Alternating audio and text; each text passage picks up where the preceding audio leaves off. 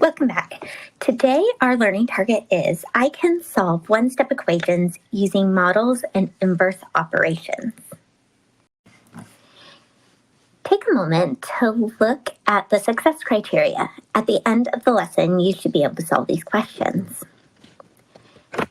Our essential question today is, how is solving a balance or hanger puzzle connected to solving an equation? Let's get started. Let's start with some vocabulary. We're first going to define variable. So the variable is the unknown in an expression. It's represented by a letter. Often you're going to see it represented as x, but it could be any letter in the alphabet.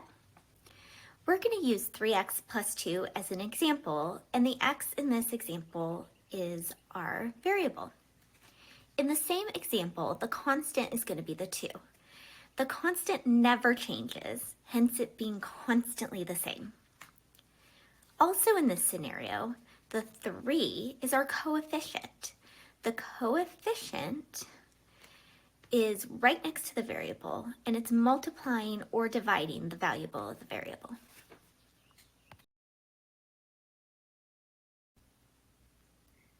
Here we have a hanger model that we're going to relate to solving an equation. So we have 1 heart and 2 circles, and then 5 circles on the opposite side.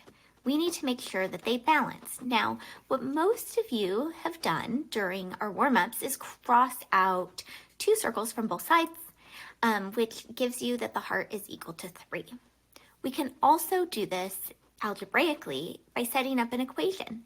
We can consider that the heart is equal to our x. It's our variable because it's our unknown.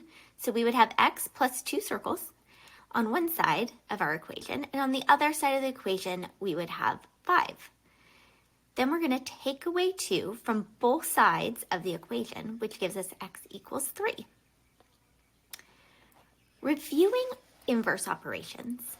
Here we have our current operations, x plus 2, x minus 2, 2 times x, and x divided by 2. And the inverse. So the opposite of addition is subtraction, the opposite of subtraction is addition, the opposite of multiplication is division, and the opposite of division is multiplication. If you get stuck while solving equations, not knowing what to do, go ahead and reference this chart in your notes to give yourself a clue. Let's do a couple examples of each operation. So x plus 5 equals 3. We're adding 5, so we're opposite. The inverse of adding is subtracting, so we're going to subtract 5 from both sides. So 3 minus 5 is negative 2. So we have x equals negative 2. In the next example, we have x minus 2 equals 7. The opposite of subtraction is addition, so we add 2 to both sides. X equals negative 7 plus 2, which gives us x equals negative 5. Then we have negative 3x equals 12. That negative is attached to the 3, so we're not subtracting the 3. The negative 3 is multiplying the x, and the opposite of multiplication is division.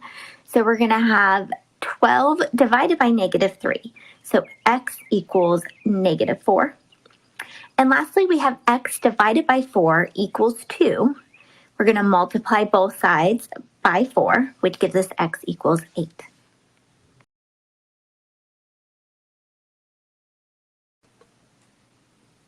Take a moment to pause the video and attempt your success criteria. Once you've finished them, go ahead and unpause to check your answers. Remember, this is so you know if you can do these problems, so don't cheat yourself and look ahead.